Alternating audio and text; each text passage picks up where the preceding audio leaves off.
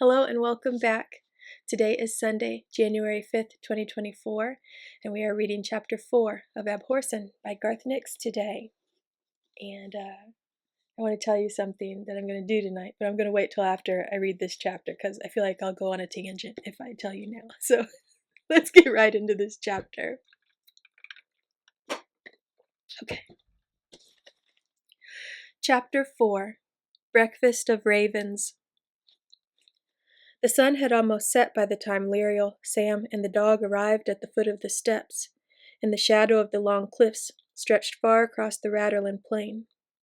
Lirael easily found the spring, a clear, bubbling pool 10 yards wide, but it took longer to find the beginning of the steps, as the path was narrow, cut deeply into the face of the cliff, and disguised by many overhangs and jutting buttresses of jagged stone. "Can we climb it by night?" asked Lirael uncertainly, looking up at the shadowed cliff above them, and the last faint touch of sun 1,000 feet above. The cliff stretched up even farther than that, and she couldn't see the top. Lirael had climbed many stairs and narrow ways in the Clare's glacier, but she had little experience of traveling in the open, under sun and moon. "We shouldn't risk a light," replied the dog, who had been uncharacteristically silent. Her tail still hung limply, without its usual wag or spring.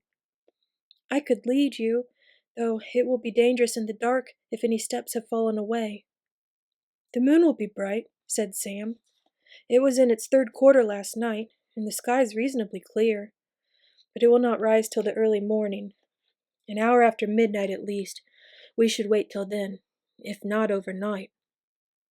"I don't want to wait," Lirael muttered. "I have this feeling, an anxiety I can't describe. The vision the Clare told me about, me with Nicholas on the Red Lake. I feel it slipping away, as if I'll somehow miss the moment, that it will become the past rather than a possible future." "Falling off the long cliffs in the dark won't get us there any faster," said Sam, "and I could do with a bite to eat and a few hours' rest before we get climbing." Lirael nodded. She was tired too. Her calves ached, and her shoulders were sore from the weight of the pack.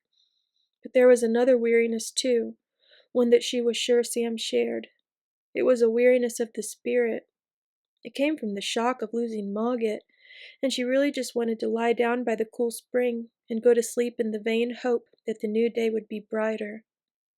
It was a feeling she recognized from her younger days.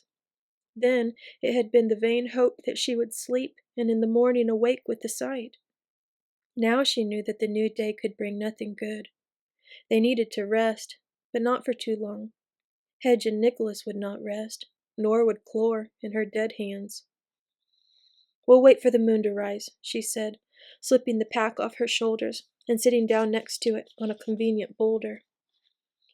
The next instant she was back on her feet, sword in hand, even before she realized she'd drawn it, as the dog catapulted past her with a sudden bark.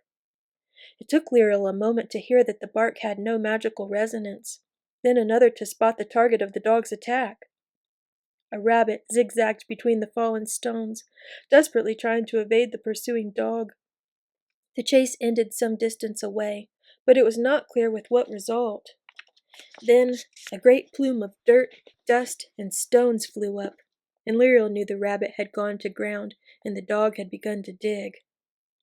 Sam was still sitting next to his pack. He had half risen several seconds after Lirael, had caught on what was happening, and had sat back down. Now he was looking at the torn hole in the top flap of his pack. "At least we're alive," said Lirael, mistaking his silent scrutiny of the tear for remorse at the loss of Mogget. Sam looked up surprised. He had a sewing kit in his hand and was about to open it. "Oh, I wasn't thinking about Mogget. At least not right then. I was wondering how best to sew up this hole. I'll have to patch it, I think." Lirael laughed, a peculiar half-hearted sort of laugh that just escaped her. "I'm glad you can think of patches," she said. I can't help thinking of what happened. The bell's trying to sound. The White Lady, Sabriel, the presence of death." Sam selected a large needle and bit off a length of black thread from a bobbin. He frowned as he threaded the needle, then spoke off to the setting sun, not directly to Lirael. It's strange, you know. Since I learned that you were the Abhorsen in waiting, not me, I haven't felt afraid. I mean, I've been scared, but it wasn't the same. I'm not responsible now. I mean, I am responsible because I'm a prince of the kingdom, but it's normal things I'm responsible for now, not necromancers and death and free magic creatures. He paused to knot the end of the thread, and this time he did look at Lirael. And the Sindings gave me this surcoat, with the trowel, the wallmaker's trowel. They gave it to me, and I've been thinking that it's as if my ancestors are saying it's all right to make things. That's what I'm meant to do, make things and help the Abhorsen and the king. So I'll do that, and I'll do my best, and if my best isn't good enough, at least I will have done everything I could, everything that is in me. I don't have to try to be someone else, someone I could never be. Lirael didn't answer. Instead, she looked away, back to where the dog was returning, a limp rabbit in her jaws. Dempsure, pronounced the dog, repeating herself more clearly after she dropped the rabbit at Lirael's feet. Her tail had started to wag again, just at the tip. Dinner! I'll get another one. Lirael picked up the rabbit. The dog had broken its neck, killing it instantly. Lirael could feel its spirit close by in death, but she walled it out. It hung heavy in her hand, and she wished that they could simply have eaten the bread and cheese the Sindings had packed for them. But dogs will be dogs, she thought, and if rabbits beckon... I'll skin it, offered Sam. How will we cook it? Asked Lirael, gladly handing over the rabbit. She had eaten rabbits before, but only either raw, in her charter skin of a barking owl, or cooked and served in the refectories of the Clare. A small fire under one of these boulders should be all right, replied Sam. In a little while, anyway. The smoke won't be visible, and we can shield the flame well. I'll leave it to you, said Lirael. The dog will eat hers raw, I'm sure. You should sleep, said Sam, as he tested the blade of a short knife with his thumb. You can get an hour while I prepare the rabbit. Looking after your old aunt, said Lirael, with a smile. She was only 2 years older than Sameth, but she had once told him she was much older, and he had believed her. Helping the Abhorsen in waiting, said Sameth, and he bowed, not entirely in jest. Then he bent down and, with a practiced move, made a cut and pulled the skin off the rabbit in one piece, like taking the cover off a pillow. Lirael watched him for a moment, then turned away and lay down on the stony ground with her head on her pack. It wasn't at all comfortable, particularly since she was still in armor and kept her boots on. But it didn't matter. She lay on her back and looked up at the sky, watching the last blue fade away, the black creep in, and the stars begin to twinkle. She could not feel any dead creatures close, or sense any hint of free magic, and the weariness that had been in her came back 100-fold. She blinked twice, 3 times, then her eyes would stay open no more, and she sank into a deep and instant sleep. When she awoke, it was dark, save for the starlight and the dim red glow of a well-hidden fire. She saw the silhouette of the dog sitting nearby, but there was no sign of Sam at first, till she saw a man-sized lump of darkness stretched along the ground. What time is it? She whispered, and the dog stirred and padded over to her. Close to midnight, replied the dog quietly. We thought it best to let you sleep, and then I convinced Sam it would be safe for him to sleep too, leaving me on guard. I bet that wasn't easy, said Lirael, levering herself up and groaning at her stiffened muscles. Has anything happened? No, it is quiet, save for the usual things of the night. I expect Clore and the dead still watch the house, and will do so for many days yet. Lirael nodded as she groped between the boulders and trod gingerly over to the spring. It was the only patch of brightness in the calm, dark night, its silver surface picking up the starlight. Lirael washed her face and hands, the cold shock of the water bringing her fully awake. Did you eat my share of the rabbit? Lirael whispered as she made her way back to the pack. "No, I did not!" exclaimed the dog. "As if I would! Besides, Sam had kept it in the pot, with the lid on." Not that this would have stopped the dog, thought Lirael, as she found the small cast-iron traveling pot by the side of the dying fire. The pieces of rabbit inside had been simmered over long, but the stew was still warm and tasted very good. Either Sam had found herbs or the Sindings had packed them, though Lirael was glad that there was no hint of rosemary. She did not want to smell that herb. By the time she'd finished the rabbit and washed her hands and scrubbed the pot clean with a handful of grit at the spring, the moon had begun to rise. As Sam had said, it was somewhat past 3/4, well on its way to the full, and the sky was clear. Under its light, Lirael could clearly make out details on the ground. It would be enough to climb the steps. Sam woke quickly when she shook him, his hand going to his sword. They didn't speak. Something about the quiet of the night forestalled any conversation. Lirael covered the fire as Sam splashed water on his face, and they helped each other shoulder their packs. The dog loped backwards and forwards as they got ready, her tail wagging, all eagerness to be off again. The steps began in a deep cut that went straight into the cliff for 20 yards, so at first it seemed it would become a tunnel.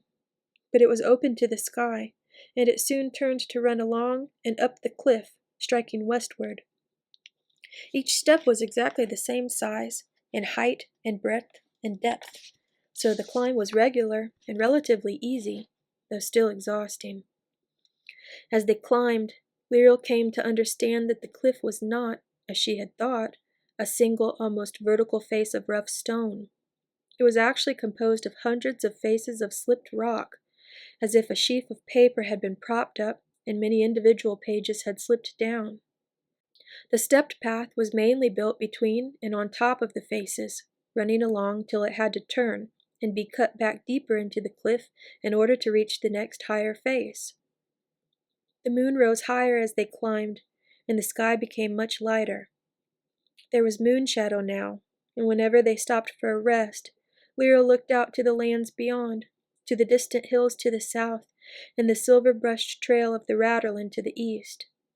She had often flown in owl shape above the Clares Glacier and the twin mountains of Star Mount and Sunfall, but that was different. Owl senses were not the same, and back there she had always known that come the dawn she would be safely tucked in bed, secure in the fastness of the Clare. Those flights had been pure adventure.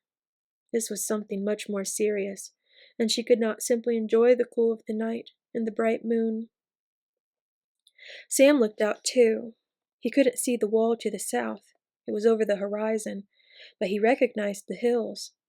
Barhedron was one, cloven crest of old, where there was a charter stone and, since the Restoration, a tower that was the Guard's southernmost headquarters.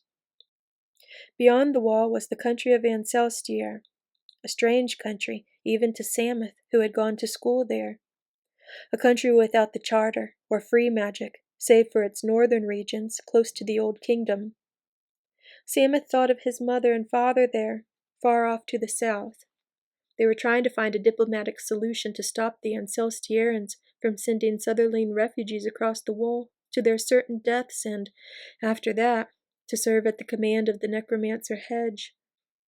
It could be no coincidence, Sam thought grimly, that this Sutherland refugee problem had arisen at the same time that Hedge was masterminding the digging up of the ancient evil that was imprisoned near the Red Lake. It all smacked of a long-term, well-laid plan on both sides of the wall, which was extremely unusual and did not bode well. What could a necromancer of the Old Kingdom really hope to gain from the world beyond the wall? Sabriel and Touchstone thought their enemy's plan was to bring hundreds of thousands of the Sutherlings across the wall, kill them by poison or spell, and make them into an army of the dead. But the more Sam thought about it, the more he wondered. If that was the enemy's sole intention, what was being dug up, and what part did his friend Nicholas have to play in it all? The rests became more frequent as the moon slowly drifted down the sky. Though the steps were regular and well made, It was a steep climb, and they were tired to begin with. The dog kept loping ahead, occasionally doubling back to make sure her mistress was keeping up, but Lirael and Sam were faltering.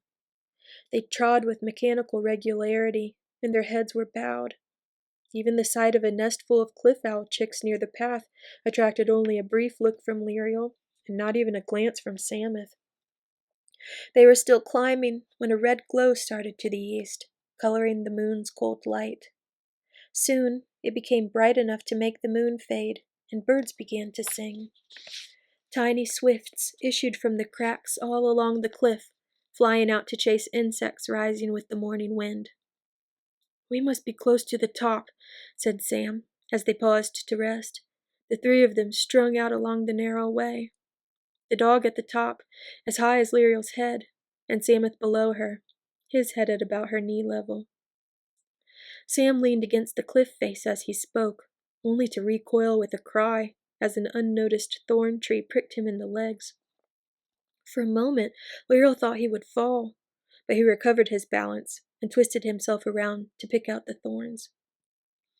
The steps were considerably scarier in daylight, Lirael thought, as she looked down.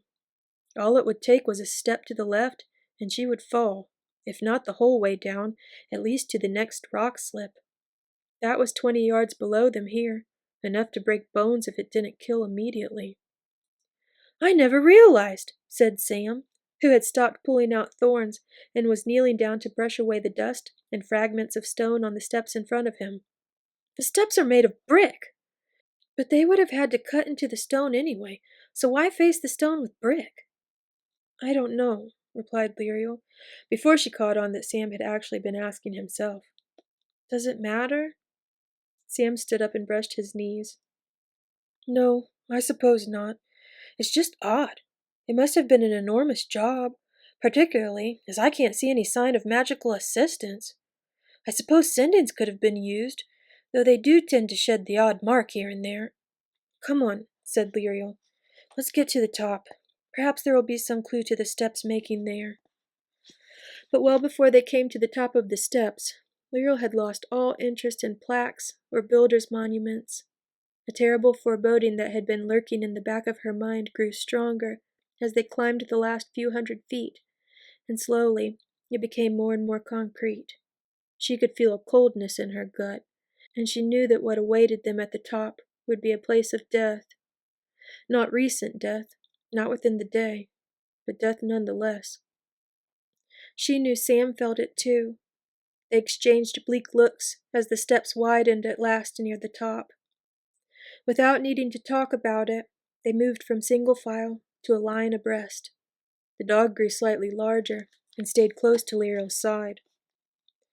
Lirael's sense of death was confirmed by the breeze that hit them on the last few steps, a breeze that carried with it a terrible smell, giving a few moments' warning before they reached the top of the steps to look out on a barren field strewn with the bodies of many men and mules. A great gathering of ravens clustered around and on the corpses, tearing at flesh with their sharp beaks and squabbling amongst themselves. Fortunately, it was immediately clear the ravens were normal birds. They flew away as soon as the disreputable dog ran forward, croaking their displeasure at the interruption to their breakfast. Lirael could not sense any dead among them, or nearby, but she still drew Sarnath and her sword, Nehema. Even from a distance, her necromantic senses told her the bodies had been there for days, though the smell could have told her just as much. The dog ran back to Lirael and tilted her head in question. Lirael nodded, and the hound loped off, sniffing the ground around the bodies in wider and wider circles, till she disappeared out of sight behind a particularly large clump of thorn trees. There was a body hanging from the tallest tree, tossed there by some great wind or a creature far stronger than any man. Sam came up next to Lirael, his sword in hand, the charter marks on the blade glowing palely in the sun.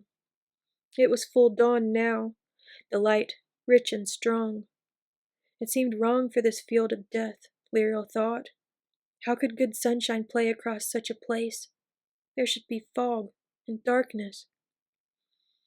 "A merchant party by the look of them," said Sam, as they advanced closer. I wonder what... It was clear from the way the bodies lay that they had been fleeing something. All the merchants' bodies, distinguishable by their richer clothes and lack of weapons, lay closer to the steps. The guards had fallen defending their employers in a line some 20 yards farther back. A last stand, turning to face an enemy they could not outrun. A week or more ago, said Lirael, as she walked towards the bodies. Their spirits will be long gone, into death, I hope, though I am not sure they have not been harvested for use in life. But why leave the bodies? Asked Sam. And what could have made these wounds? He pointed at a dead guardsman, whose mail hauberk had been pierced in 2 places. The holes were about the size of Sam's fists, and were scorched around the edges, the steel rings and the leather underneath blackened as if by fire. Lirael carefully returned Sereneth to its pouch, and walked over to take a closer look at the body and the strange wounds.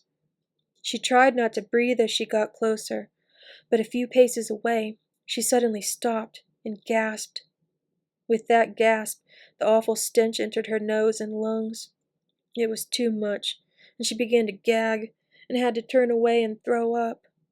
As soon as she did, Sam immediately followed suit, and they both emptied their stomachs of rabbit and bread. Sorry, said Sam. Can't stand other people being sick. Are you all right?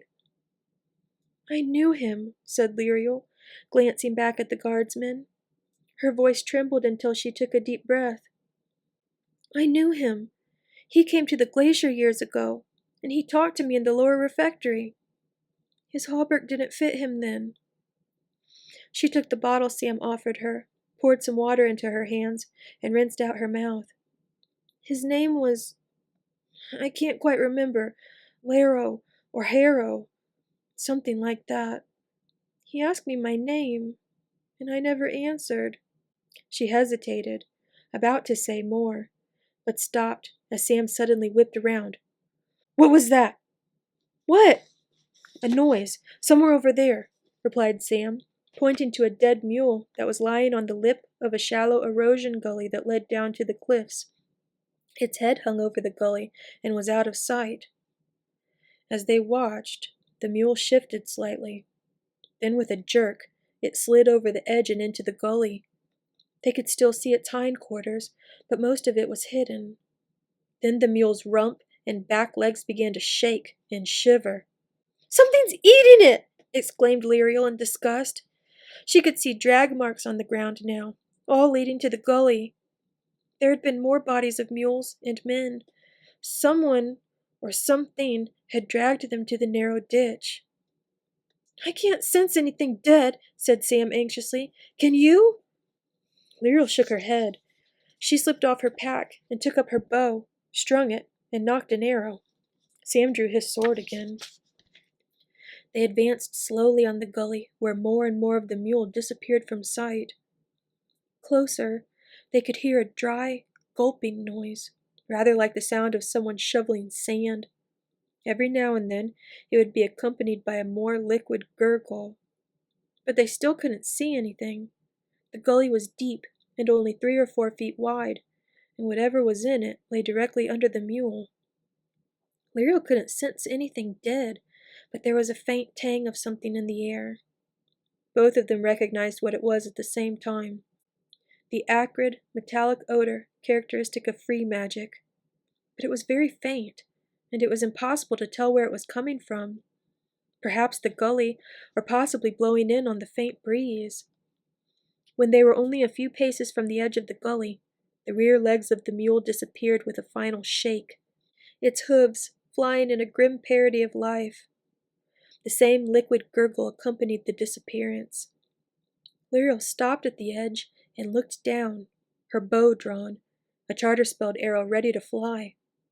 But there was nothing to shoot, just a long streak of dark mud at the bottom of the gully, with a single hoof sinking under the surface. The smell of free magic was stronger, but it was not the corrosive stench she had encountered from the stilken or other lesser free magic elementals. What is it? Whispered Sam. His left hand was crooked in a spell-casting gesture, and a slim golden flame burned at the end of each finger, ready to be thrown. "I don't know," said Lirael. "A free magic thing of some kind. Not anything I've ever read about. I wonder how—" As she spoke, the mud bubbled and peeled back to reveal a deep maw that was neither earth nor flesh, but pure darkness, lit by a long, forked tongue of silver fire. With the open maw came a rolling stench of free magic and rotten meat, an almost physical assault that sent Lirael and Sam staggering back even as the tongue of silver fire rose into the air and struck down where Lirael had stood a moment before. Then a great snakehead of mud followed the tongue, rearing out of the gully, looming high above them. Lirael loosed her arrow as she stumbled back, and Sam thrust out his hand, shouting the activating marks that sent a roaring, crackling fountain of fire towards the thing of mud and blood and darkness that was rising up. Fire met silver tongue, and sparks exploded in all directions, setting the grass alight. Neither arrow nor charter fire seemed to affect the creature, but it did recoil, and Lirael and Sam had no hesitation in running farther back. "Who dares disturb my feasting?" roared a voice that was many voices and one, mixed with the braying mules and the cries of dead men. "My feast, so long since due!" In an answer, Lirael dropped her bow and drew Nehema. Sam muttered marks and drew them into the air with his sword in hand, knitting together many complex symbols. Lirael took a half step forward to guard Sam while he completed the spell. Sam finished with a master mark that wreathed his hand in golden flames as he drew it in the air. It was a mark that Lirael knew could easily immolate an unready caster, and she flinched slightly as it appeared. But it left Sam's hand easily, and the spell hung in the air, a glowing tracery of linked marks, rather like a belt of shining stars. He took one end gingerly, swung the whole thing round his head, and let it fly at the creature, simultaneous shouting out, "Look away!" There was a blinding flash, a sound like a choir screaming, and silence. When they looked back, there was no sign of the creature, just small fires burning in the grass, coils of smoke twining together to cast a pall across the field. "What was that?" asked Lirael. "A spell for binding something," replied Sam.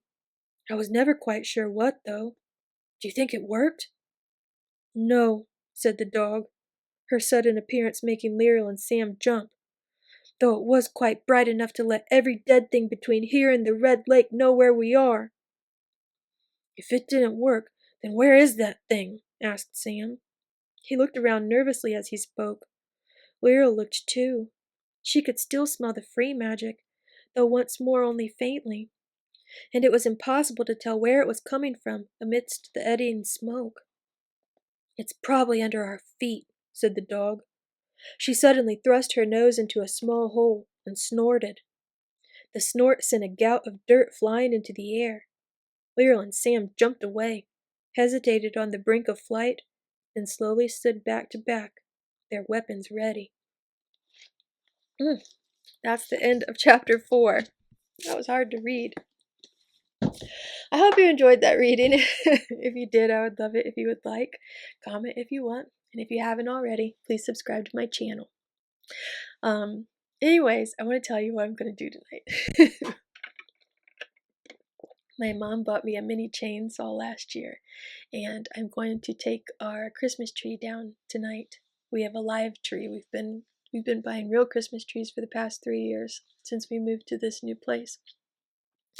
And I'm going to delimb the tree and use the big tall trunk for something in my garden this year. Last year's Christmas tree I did the same thing, but I used I don't know what you call them, like gardening shears, snips, the big cutters. It looks like a bird beak. And my hands got really tired, but my mom bought me this mini chainsaw. It's only about 1.5 feet wide, so I'm excited I'm going to do something dangerous tonight. But I read all through the manual already this morning, and I got all my safety gear ready, and I'm going to take the tree apart so I can use it for something in my garden. So I'm going to see if I can't record it tonight and use part of the footage in some of my new videos that I'm going to make. But anyways, that's what I'm going to do after I finish editing this and getting it posted. So I hope you do something fun tonight too. If you use a chainsaw, be careful. Wear gloves and safety glasses. So I hope you have a great rest of your evening and a great rest of your weekend. It's Monday tomorrow. I'm ready for the snow. Now, of course, they say it's only supposed to snow like 1 to 3 inches, so we'll see. That's a big difference from 7 to 9 that they said a few days ago, but I still have my salt and I'm prepared. I think my she should be getting back from grocery shopping soon, so take care tonight. Stay warm. I'll see you tomorrow. And until then, as always, may your magic manifest. Bye.